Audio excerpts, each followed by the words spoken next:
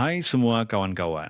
Sebelum kita memulakan video yang sangat penting hari ini, yang mungkin akan menyelesaikan perbalahan berpuluh-puluh tahun di rumah Anda, saya ingin mengajak Anda semua untuk berhenti sejenak dari apa jua yang sedang Anda lakukan. Sama ada Anda sedang mencuci pinggan di dapur, atau merasa sedikit letih pada malam hujung minggu ini karena menyediakan makan malam sila berhenti seketika.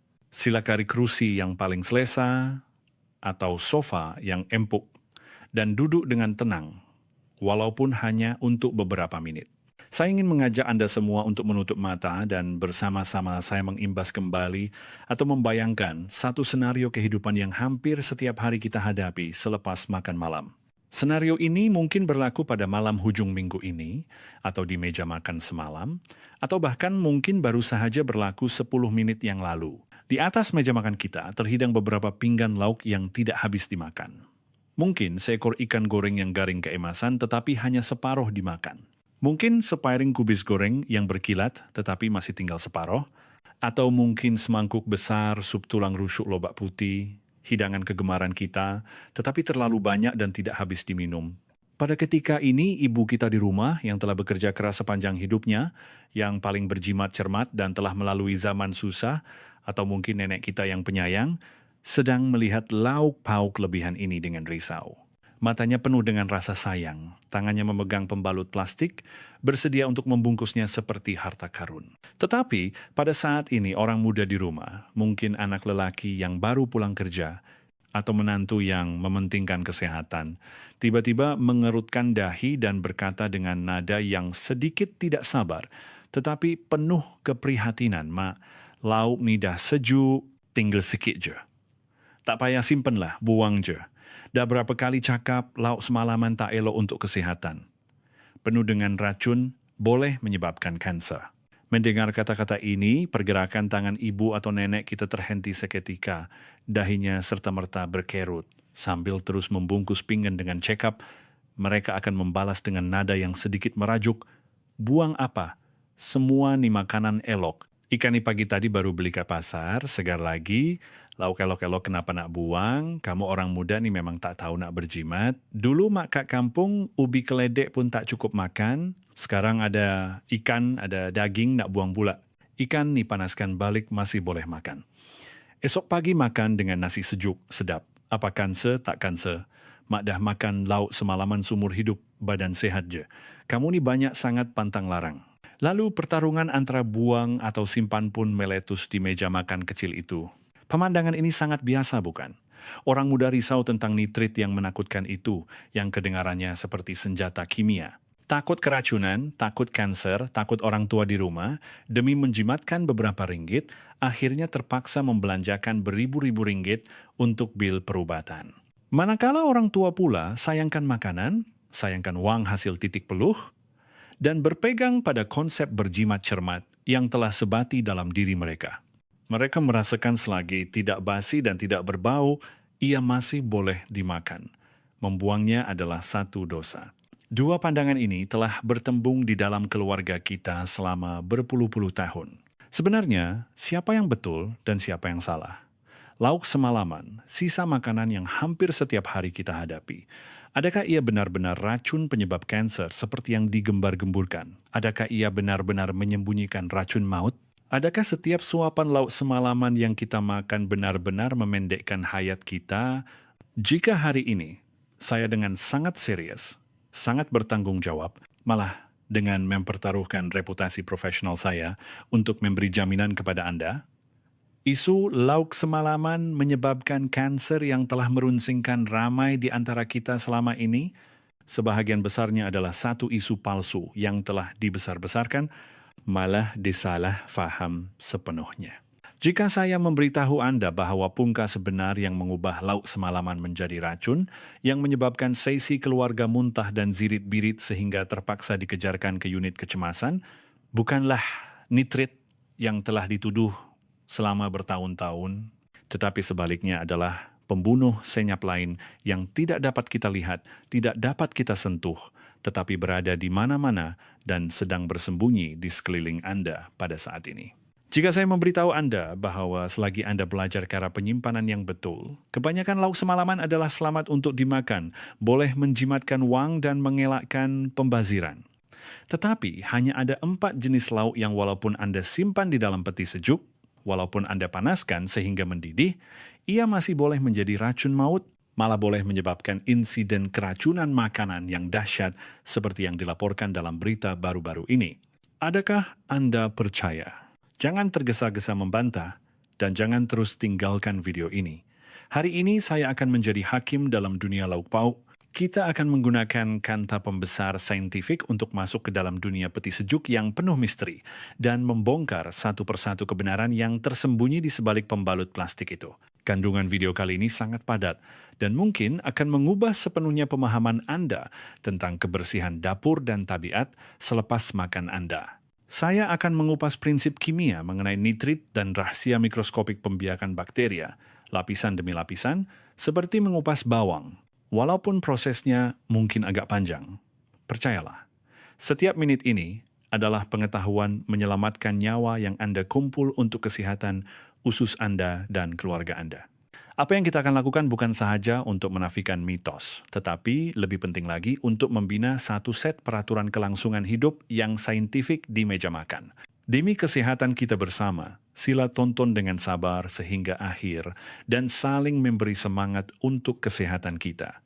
Pertama sekali, kita akan berdepan dengan ketakutan terbesar di dalam hati semua orang. Perkataan pertama yang muncul di pikiran setiap kali disebut lauk semalaman, malah boleh dikatakan bayangan hitam di hati ramai orang tua, nitrit. Perkataan ini kedengaran sangat kimia, sangat industri, sangat menakutkan. Rasanya ia seperti satu kategori dengan arsenik atau sianida. Banyak artikel kesehatan di internet, malah gambar-gambar yang dikongsi dalam kumpulan keluarga menggambarkan nitrit sebagai malaikat maut. Mereka mengatakan, selepas disimpan semalaman, kandungan nitrit dalam lauk akan melonjak naik. Makan terlalu banyak akan menyebabkan keracunan dan ia akan berubah menjadi sejenis bahan penyebab kanser yang dipanggil nitrosamin, yang boleh menyebabkan kanser perut dan kanser esofagus. Kenyataan seperti ini telah menakutkan golongan tua kita dan membuatkan ramai orang muda menjadi fobia. Sebaik sahaja lauk disimpan semalaman di dalam peti sejuk, mereka merasakan ia telah berubah menjadi racun. Tetapi, adakah kebenarannya sebegitu menakutkan? Adakah nitrit benar-benar penjahat yang tidak boleh dimaafkan? Hari ini, saya ingin memberitahu Anda dengan sangat tegas dan lantang. Sebenarnya, nitrit itu sendiri tidaklah sebegitu menakutkan seperti yang digembar-gemburkan. Malah, boleh dikatakan ia berada di mana-mana dalam kehidupan kita tidak boleh lari daripadanya. Untuk menjelaskan perkara ini, kita perlu belajar sedikit sains asas. Anda tahu bagaimana sayur-sayuran tumbuh. Tidak kira sama ada ia sayur organik yang Anda beli di pasar raya atau sawi yang ditanam sendiri oleh makcik di pasar pagi, mereka semua perlu menyerap nutrien dari tanah. Dan nutrien terpenting di dalam tanah adalah baja nitrogen. Semasa proses pertumbuhan, tumbuhan akan menyerap nitrogen dari tanah dengan rakus, sama seperti minum air. Kemudian, melalui fotosintesis, nitrogen ini akan ditukar menjadi asid amino dan protein. Dengan cara inilah sayur-sayuran dapat tumbuh hijau dan segar. Dalam proses penukaran itu, satu produk perantaraan akan terhasil secara semula jadi di dalam tumbuhan, yaitu nitrat. Nitrat ini, di bawah tindakan enzim atau bakteria tertentu, akan berubah menjadi watak utama kita hari ini. Nitrit ini sama seperti buah-buahan secara semula jadi mempunyai fruktosa, atau air laut secara semula jadi mempunyai garam. Ia adalah satu keadaan normal di alam semula jadi. Setiap kilogram sayur-sayuran segar, walaupun bayam yang baru dipetik dari ladang dan masih berembun, mungkin mengandungi beberapa miligram nitrit. Jadi, melainkan Anda tidak makan sayur-sayuran, Anda sebenarnya memakan nitrit setiap hari. Ia adalah sebahagian daripada kitaran alam, bukan racun buatan manusia. Dan yang lebih mengejutkan, nitrit juga merupakan bahan tambahan makanan yang sah dan dibenarkan oleh Kementerian Kesehatan Malaysia. Status rasminya adalah sebagai bahan pengawet. Anda mungkin bertanya, mengapa perlu menambah bahan seperti ini ke dalam makanan? Cuba fikirkan sausage yang biasa kita makan, sausage panggang di pasar malam, ham dalam sandwich sarapan, atau daging salai bakon dalam nasi goreng. Adakah Anda perasan satu persamaan? Mengapa daging-daging ini selepas dimasak warnanya masih merah jambu yang menarik? Biasanya, apabila kita memasak daging di rumah, apakah warnanya selepas masak kelabu atau putih kelabu? Nampak tidak menyelerakan, bukan?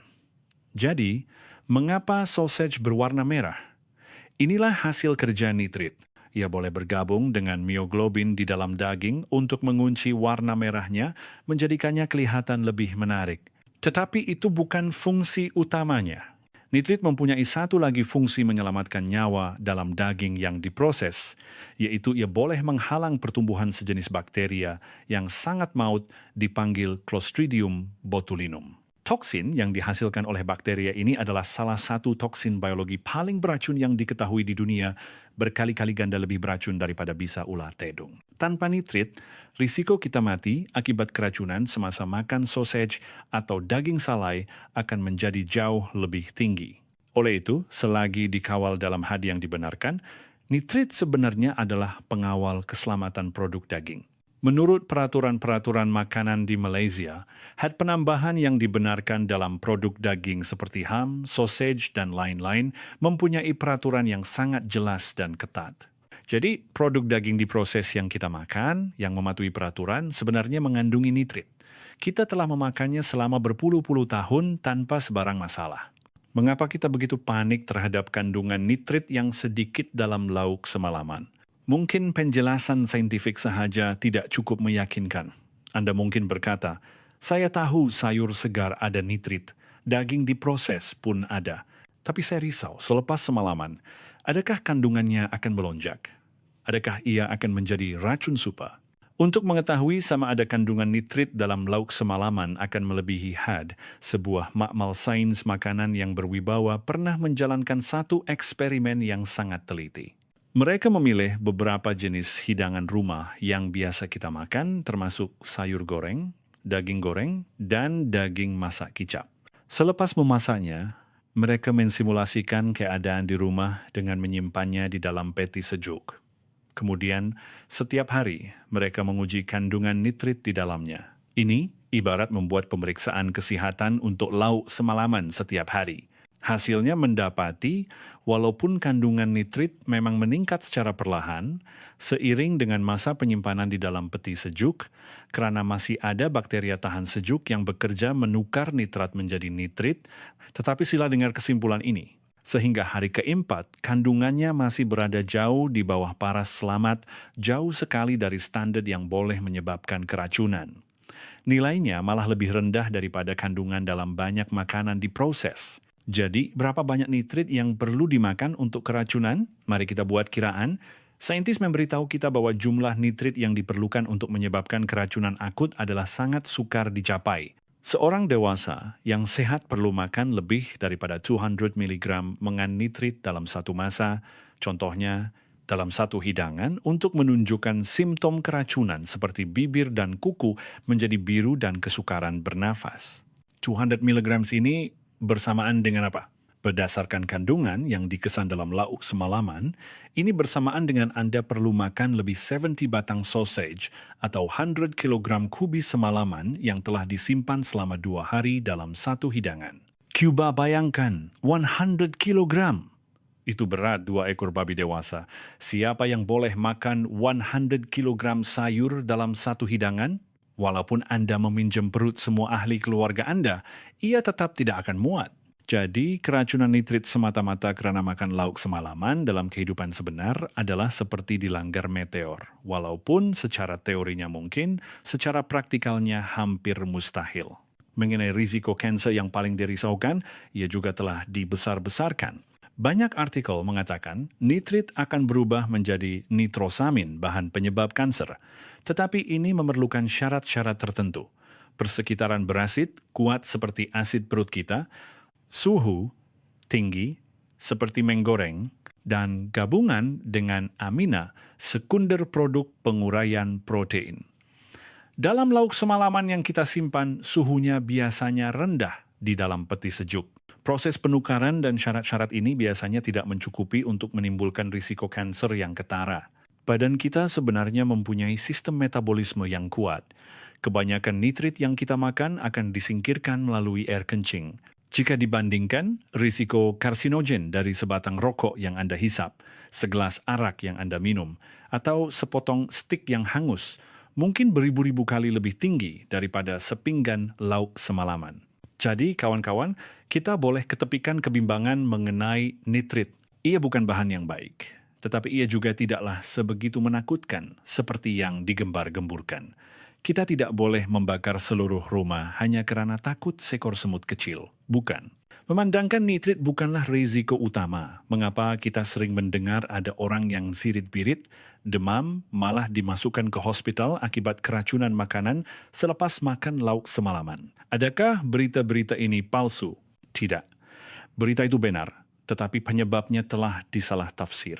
Kawan-kawan, inilah intipati video hari ini. Sebenarnya, di meja makan keluarga, risiko sebenar lauk semalaman selalunya bukanlah bahan kimia nitrit, tetapi adalah pasukan tentara bakteria yang hidup tidak dapat dilihat dengan mata kasar dan mungkin sedang berpesta di dalam pinggan lauk Anda pada saat ini. Ramai di antara kita mempunyai salah faham, menganggap selagi lauk tidak berkulat, tidak berbau busuk, dan tidak rasa masam, ia masih bersih dan boleh dimakan. Tanpa kita sadari, di dunia mikroskopik, satu peperangan pembiakan yang menakutkan sedang berlaku secara senyap-senyap. Bakteria ini sangat licik. Banyak bakteria patogen, seperti Staphylococcus aureus yang menyebabkan kita muntah dan cirit-birit, atau Salmonella yang boleh menyebabkan demam, pada peringkat awal pembiakannya, ia tidak berbau, tidak masam, dan tidak kelihatan. Apabila Anda mulai terhidu bau busuk, jumlah bakteria sudah mencapai berbilion kali ganda. Itu adalah bau makanan yang sudah rosak. Tetapi sebelum itu, mereka mungkin sudah cukup untuk menghantar Anda ke hospital. Untuk membantu Anda memahami proses ini, saya ingin memperkenalkan satu konsep yang sangat penting, zon suhu berbahaya. Menurut data dari Bahagian Keselamatan dan Kualiti Makanan, KKM, julat suhu antara 1 degree Celsius hingga 60 dikenali sebagai zon suhu berbahaya untuk makanan. Dalam julat suhu ini, bakteria hidup paling subur, paling gembira, dan kemampuan pembiakannya paling kuat. Ini ibarat musim bunga bagi bakteria. Dan di Malaysia, tidak kira musim apa, suhu bilik kita selalunya berada dalam julat ini. Pada suhu ini, pembiakan bakteria adalah secara eksponen. Apa maksudnya? Bakteria membiak terutamanya melalui pembelahan. 1 menjadi 2, 2 menjadi 4, 4 menjadi 8.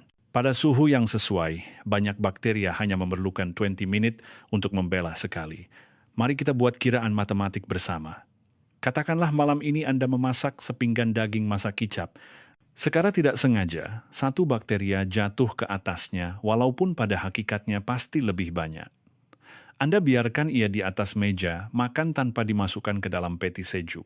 Selepas 20 menit, ia menjadi 2. Selepas 40 menit, menjadi 4. Selepas 1 jam, menjadi 8. Bunyinya tidak banyak, bukan? Tetapi, jika dibiarkan selama 4 jam, ia akan menjadi lebih 4,000. Jika dibiarkan semalaman, katakanlah 8 jam, walaupun hanya satu jenis bakteria ini, jumlahnya boleh melonjak sehingga lebih 16 juta. Inilah sebabnya mengapa kita sering mengatakan bakteria ini sangat cepat membiak. Mereka tidak perlu mengandung selama berbulan-bulan. Mereka hanya perlukan 20 menit untuk menghasilkan satu generasi. Dari mana datangnya bakteria ini? Ia mungkin datang dari pisau yang kita guna, papan pemotong yang telah digunakan bertahun-tahun dan penuh dengan calar berapa banyak bakteria tersembunyi di dalamnya. Mungkin datang dari udara di dapur. Dan sumber utama adalah sudu atau garfu yang kita gunakan untuk mengambil lauk serta air liur kita yang terpercik semasa bercakap dan ketawa di meja makan. Mulut kita sendiri adalah gudang bakteria yang besar. Walaupun bakteria ini tidak berbahaya di dalam mulut, tetapi apabila ia dipindahkan oleh sudu ke dalam lauk, di mana terdapat protein, lemak, dan karbohidrat yang kaya, ia ibarat restoran buffet untuk bakteria. Apabila bakteria seperti Staphylococcus aureus, E. coli, Salmonella, atau Bacillus cereus membiak dengan pesat di dalam lauk, bukan sahaja jumlah mereka bertambah, mereka juga akan menghasilkan toksin. Sesetengah bakteria itu sendiri tidak menakutkan, asid perut boleh membunuhnya. Tetapi toksin yang mereka hasilkan adalah seperti najis bakteria. Toksin ini adalah bahan kimia dan kadang-kadang suhu tinggi pun tidak dapat memusnahkannya. Apabila kita makan lauk yang penuh dengan bakteria dan toksin ini, badan kita akan mengaktifkan mekanisme pertahanan, coba mengeluarkan toksin ini melalui muntah dan sirit-birit yang teruk. Inilah punca sebenar yang menyebabkan kita sakit perut, muntah, dan kirit-birit, malah dehidrasi dan kejutan. Ingat lagi zaman kanak-kanak, nenek selalu biarkan nasi sejuk atau sup yang tidak habis di atas meja, ditutup dengan tudung saji untuk mengelak lalat. Kemudian dimakan semula pada waktu malam atau keesokan paginya. Pada masa itu, kita mungkin rasa tidak mengapa, mungkin nasib kita baik, atau sistem imun kita lebih kuat, tetapi sekarang persekitaran telah berubah, dan sistem imun kita juga semakin lemah seiring dengan usia.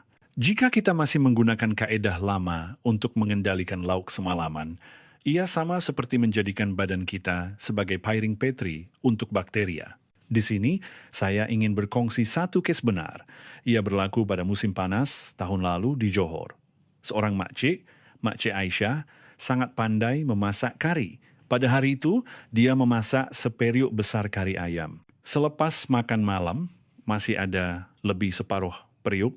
Kerana periuk itu terlalu besar dan tidak muat di dalam peti sejuk, Makcik Aisyah berfikir, lagipun kari ini lagi lama dimasak lagi sedap. Cuaca pun tak berapa panas. Tutup ye periuk dan biarkan di atas dapur semalaman. Esok pagi panaskan untuk sarapan cucu. Kedengarannya logik bukan? Ramai orang berbuat demikian. Keesokan paginya, Makcik Aisyah memang memanaskan kari itu sehingga mendidih. Cucunya makan dan pergi ke sekolah. Dia dan suaminya juga makan. Menjelang tengah hari, seisi keluarga mula merasa tidak sehat. Cucunya muntah teruk di sekolah dan dihantar ke bilik rawatan. Makcik Aisyah dan suaminya pula muntah dan cirit-birit di rumah sehingga lemah.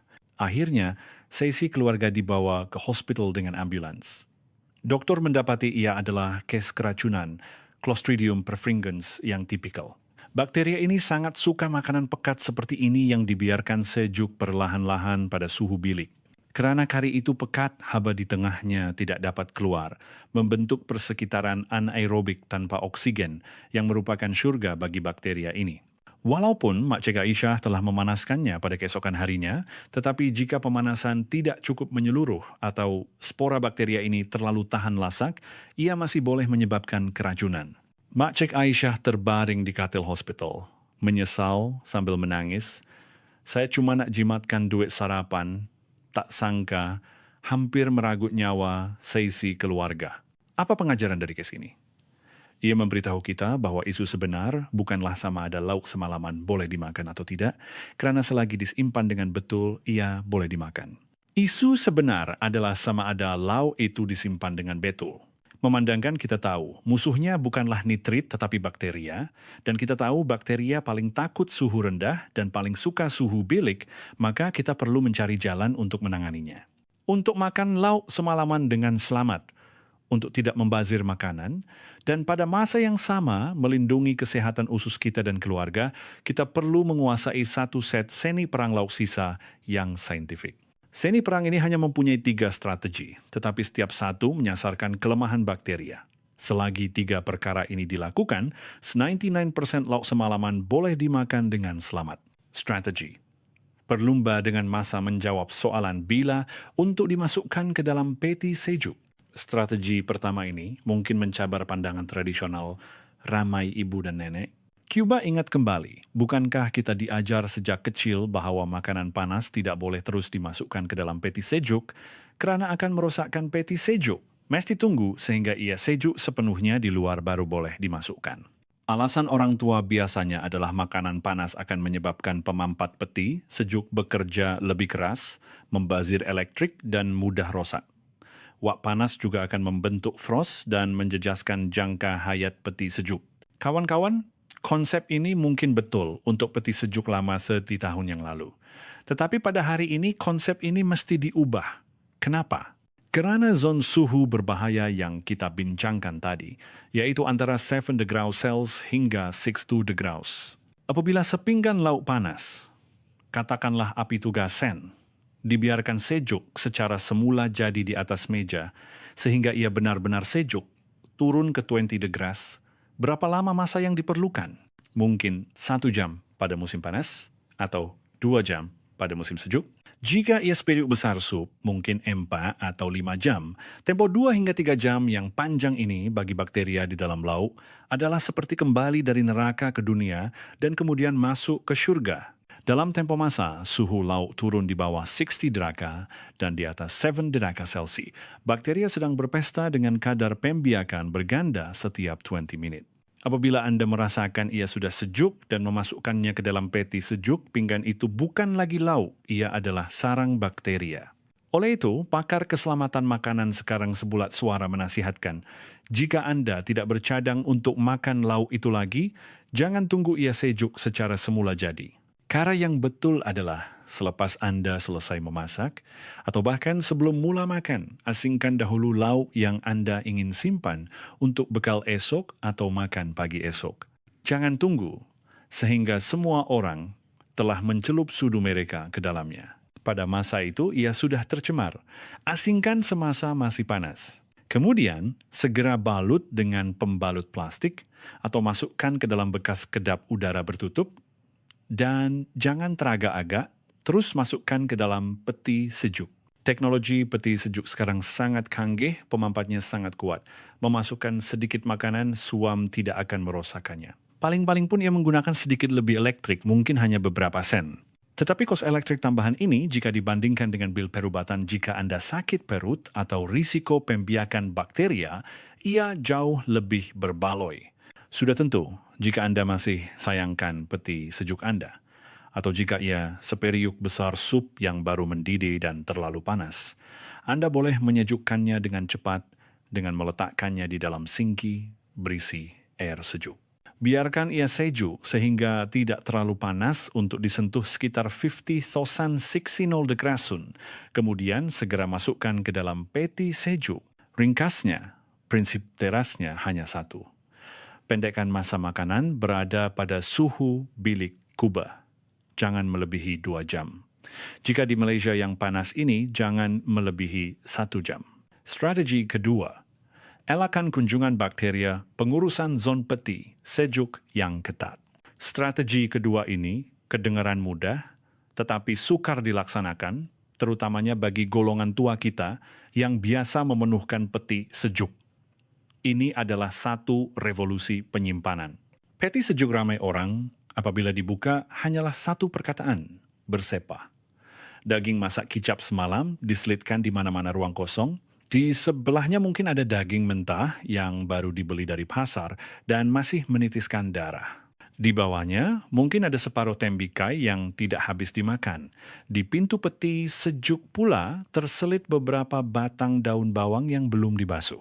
Kawan-kawan, cara penyimpanan seperti ini ibarat membina jambatan untuk bakteria. Kita mesti mempunyai konsep pencemaran silang. Walaupun Anda telah menyimpan lauk sisa di dalam peti sejuk dan telah memasaknya sehingga bakteria mati, tetapi daging mentah atau makanan laut mentah di sebelahnya membawa beribu-ribu bakteria hidup, seperti salmonella dalam ayam mentah atau parasit dalam daging mentah. Jika Anda meletakkannya bercampur aduk, darah atau cekair dari daging mentah, walaupun hanya setitik, jatuh ke dalam pinggan makanan masak Anda atau ke atas hirisan tembikai, maka habislah. Setitik air itu mungkin mengandungi puluhan ribu bakteria patogen. Lauk Anda yang telah dimasak menjadi sia-sia dan terus bertukar menjadi piring petri bakteria. Oleh itu, pakar menasihatkan peti sejuk mesti mempunyai sistem kasta yang ketat, konsep pengurusan zon. Ini bukan sekadar untuk kekemasan, ini untuk menyelamatkan nyawa. Bagaimana untuk membahagikannya? Ingat satu prinsip, masak di atas, mentah di bawah. Rak atas peti sejuk boleh dianggap sebagai zon istana. Ia harus digunakan untuk menyimpan makanan yang telah dimasak, lauk sisa, dan makanan sedia dimakan seperti yogurt atau susu. Kerana udara sejuk biasanya turun dari atas, dan rak atas adalah yang paling bersih, tidak akan ada apa-apa yang menitis ke atasnya. Rak tengah boleh dijadikan zon peralihan, untuk menyimpan sayur-sayuran dan buah-buahan yang perlu dibasuh dan diproses. Rak bawah pula adalah zon marhain, harus digunakan untuk menyimpan daging mentah atau makanan laut mentah yang sedang dicairkan. Mengapa di bawah sekali? Untuk mengelakkan darahnya menitis dan mencemari makanan di bawah. Jika ia menitis pun, ia akan jatuh ke atas dulang, tidak membahayakan. Dan semua lauk semalaman mesti, wajib, dan mutlak ditutup dengan penutup atau dibalut dengan pembalut plastik. Paling baik, gunakan bekas kedap udara. Ini bukan sahaja untuk mengelakkan bau berkampur Anda berbau bawang putih, tetapi yang lebih penting ini adalah untuk memakaikan baju perisai kepada makanan. Di dalam ruang tertutup peti sejuk, udara juga beredar, dan bakteria juga boleh terapung bersama udara. Menutup makanan adalah cara paling berkesan untuk memutuskan rantaian pencemaran. Strategi. Jangan beri peluang bakteria hidup, panaskan dengan menyeluruh. Baiklah, lauk telah disimpan dengan betul dan tidak tercemar. Apabila dikeluarkan untuk dimakan pada keesokan harinya, barisan pertahanan terakhir ini selalunya menjadi tempat di mana ramai orang gagal. Ramai orang karena ingin menjimatkan massa atau tidak suka makanan terlalu panas, mengambil lauk dari peti sejuk, meletakkannya di dalam ketohar gelombang mikro selama semenit, atau memanaskannya sekejap di dalam kuali.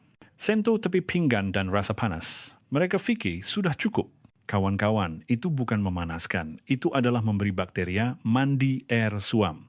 Seperti yang kita katakan tadi, bakteria paling takut suhu tinggi. Tetapi suhu tinggi ini bukanlah 40 tidak. Bagi kebanyakan bakteria patogen, suhu di tengah makanan mesti mencapai lebih 70 degree Celcius dan dikekalkan untuk tempo tertentu untuk membunuh mereka sepenahnya. Jika Anda hanya memanaskannya suam-suam kuku, ia ibarat memberi bakteria sesi sauna. Mereka bukan sahaja tidak mati, malah menjadi lebih aktif karena suhu meningkat.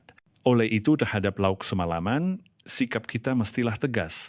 Panaskan dengan menyeluruh sekaligus. Jika Anda menggunakan ketuhar gelombang mikro, gunakan kuasa tinggi. Dan karena pemanasan tidak sekata, disyorkan untuk mengeluarkannya separuh jalan, kacau lauk itu dan masukkan semula untuk terus memanaskan. Pastikan ia dipanaskan sehingga bahagian tengahnya benar-benar panas dan berasap. Jika Anda menggunakan dapur gas, tambah sedikit air dan biarkan ia mendidih sekurang-kurangnya 3 menit. Jika Anda menggunakan pengukus, ini adalah kaedah paling selamat. Kukus selama 8 hingga 10 menit selepas air mendidih. Uap suhu tinggi akan membunuh kuman dari semua sudut, terutamanya untuk potongan daging yang besar seperti kaki babi atau paha ayam. Jangan malas. Disyorkan untuk memotongnya menjadi kepingan kecil sebelum memanaskan. Jika tidak, kulit luarnya mungkin sudah hangus, tetapi bahagian dalamnya dekat tulang masih sejuk dan disitulah tempat perlindungan bakteria. Selagi Anda mengamalkan 3 strategi ini, simpan semasa panas, asingkan mentah, masak, panaskan sehingga mendidih, maka 90% lauk di meja makan, Anda boleh diubah menjadi hidangan lazat yang seterusnya dengan selamat. Anda jimat wang dan mengelakkan pembaziran. Tetapi, setiap peraturan ada kecualiannya. Sama seperti kita membersihkan periuk api di medan perang, walaupun kebanyakannya selamat, pasti ada beberapa yang tertanam dalam dan berkuasa besar. Dalam menu kita, terdapat 4 jenis lauk istimewa yang disebabkan oleh sifatnya, walaupun Anda telah mengamalkan ketiga-tiga strategi di atas, adalah lebih baik untuk tidak menyimpannya semalaman. Karena risiko selepas semalaman mungkin bukan sekadar jerit-birit, tetapi boleh menghasilkan toksin tahan haba yang sangat beracun, malah boleh menyebabkan kejutan dan kegagalan organ. Yang pertama yang akan kita sebut yang paling berbahaya dan memerlukan kewaspadaan tinggi adalah hidangan sejuk kerabu, terutamanya yang berasaskan kanji. Secara spesifik, kerabu cendawan telinga kera, mie sejuk, dan hidangan kegemaran kita seperti kue teau dan mie beras.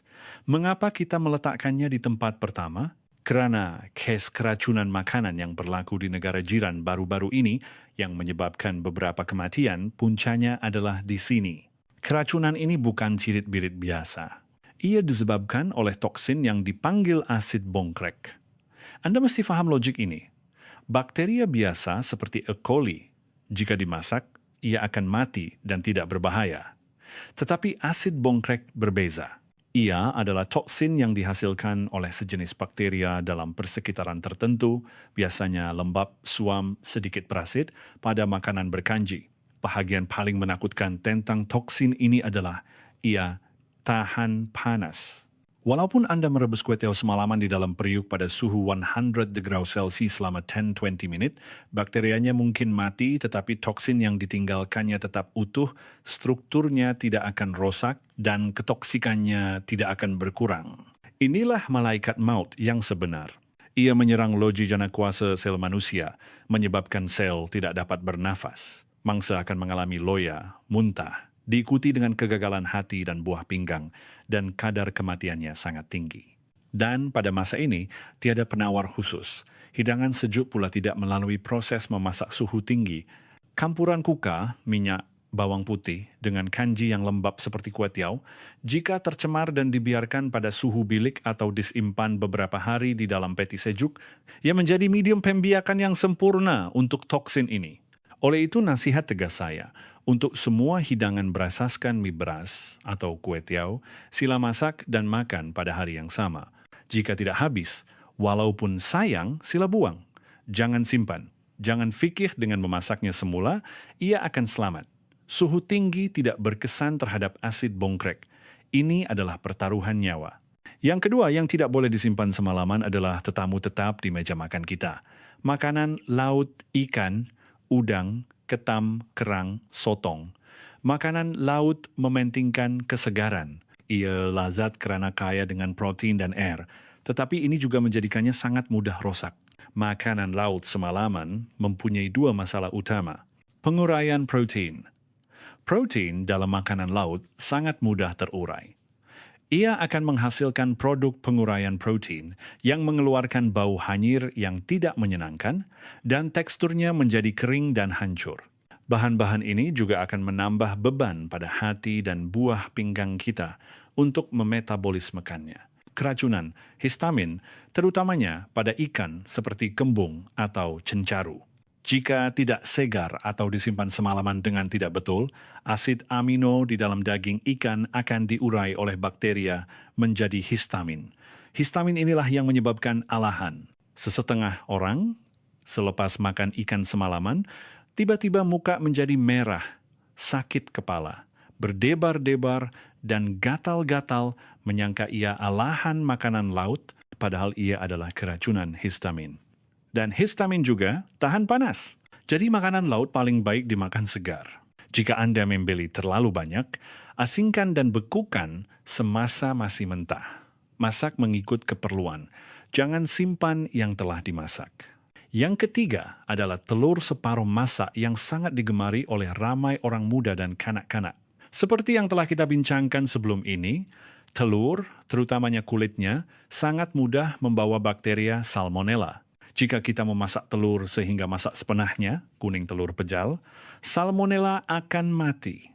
Telur yang dimasak sepenahnya, jika disimpan dengan betul, tidak menjadi masalah untuk dimakan semalaman. Tetapi jika ia telur separuh masak, ceritanya berbeza sama sekali. Kuning telur yang cair bermakna suhu pemanasan tidak cukup tinggi untuk membunuh semua bakteria. Jika telur itu kebetulan mengandungi salmonella, kuning telur yang berkhasiat itu menjadi kolam renang mewah untuk bakteria membiak dengan banyak dalam tempo semalaman. Jika Anda memakannya sejuk, ia sama seperti meminum kultur bakteria. Jika Anda panaskan semula, telur separuh masak akan menjadi masak sepenuhnya, hilang tujuan asalnya. Walaupun bagi orang dewasa yang sihat ia mungkin hanya menyebabkan sirit-birit, tetapi bagi golongan tua, wanita hamil, dan kanak-kanak, ia boleh menyebabkan dehidrasi teruk, demam panas, malah sepsis. Jadi, jika ingin simpan telur untuk esok, masaklah sehingga masak sepenuhnya dari awal. Yang terakhir adalah sayur-sayuran berdaun hijau yang paling biasa di meja makan kita seperti bayam, kangkung, dan sawi. Saya ingin jelaskan, meletakkan sayur-sayuran berdaun hijau dalam senarai hitam bukanlah karena ia sangat beracun, tetapi karena ia menjadi tidak berharga, malah menjadi seperti sampah. Walaupun kita telah membersihkan nama nitrit tadi, tetapi sayur-sayuran berdaun hijau memang mempunyai kandungan nitrat yang paling tinggi. Selepas semalaman, kandungan nitrit yang terhasil memang lebih banyak daripada daging. Walaupun tidak sampai tahap merah kuning, tetapi ini adalah satu mata penalti. Mata penalti yang sebenar adalah pada khasiat dan rupa. Pernahkah Anda perasan sayur hijau semalaman selepas dipanaskan semula, rupanya sangat tidak menyelerakan? Warna hijau segar menjadi kuning atau kehitaman. Tekstur rangup menjadi lembik dan melekit. Dan yang paling malang, nutrien larut air yang paling berharga seperti vitamin C, asid folik, dan antioksidan kebanyakannya telah hilang. Anda makan sayur untuk kesehatan, tetapi apa yang Anda dapat hanyalah serat tanpa khasiat dan sedikit lebih nitrit. Buat apa? Jadi, sayur-sayuran berdaun hijau disyorkan untuk dimasak dan dimakan segar. Jika perlu membawa bekal, pilih sayur-sayuran jenis akar atau bebawang seperti lobak merah, lobak putih, atau brokoli. Mereka lebih tahan lama. Rakan-rakan yang dikasihi, di sini perbincangan panjang kita mengenai lauk semalaman akhirnya sampai ke penghujungnya. Kita bermula dari perang membuang lauk yang merenggangkan hubungan keluarga, membongkar misteri nitrit, dan mengenal pasti musuh sebenar, yaitu bakteria. Kita telah belajar 3 strategi untuk menanganinya. Kita juga telah menandakan 4 periuk api yang mesti dielakkan. Saya meluangkan begitu banyak masa dan bercakap dengan begitu terperinci karena saya tahu golongan tua kita telah melalui zaman susah. Nilai murni berjimat cermat itu sangat berharga di dalam diri Anda. Melihat makanan dibuang, hati Anda akan sakit. Kami faham, itu adalah satu kebaikan, bukan kesalahan. Tetapi, kawan-kawan, saya ingin berkongsi satu konsep baru. Penjimatan yang sebenar bukan hanya menghargai sebutir nasi atau sehelai sayur, tetapi lebih kepada menghargai tubuh badan kita yang telah berkhidmat selama berpuluh-puluh tahun dan menghargai masa yang kita ada untuk bersama keluarga dalam keadaan sehat. Kubebayangkan jika kita, demi menjimatkan sepinggan lauk yang berharga beberapa ringgit, akhirnya sakit perut atau lebih teruk lagi, keracunan seperti dalam berita, kos perubatan mungkin beratus-ratus atau beribu-ribu kali ganda lebih mahal. Belum lagi penderitaan yang Anda alami dan kerisauan seluruh keluarga. Bukankah ini satu kerugian besar?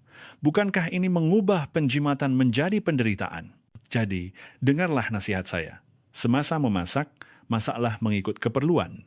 Itu adalah penjimatan dan penjagaan kesehatan tahap tertinggi. Jika benar-benar ada lebihan, simpanlah mengikut kaedah yang kami ajar. Tetapi untuk 4 jenis lauk berbahaya itu, yang perlu dibuang, buanglah. Tindakan itu bukanlah pembaziran, tetapi adalah penghormatan kepada nyawa dan tanggung jawab terhadap kesehatan keluarga. Semoga panduan menyelamatkan nyawa lauk semalaman ini benar-benar dapat membantu Anda, supaya Anda tidak lagi keliru atau takut di meja makan, boleh makan dengan tenang dan hidup dengan sehat.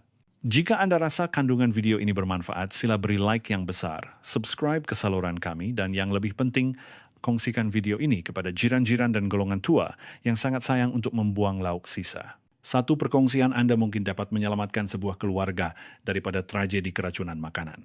Kita jumpa lagi di video akan datang.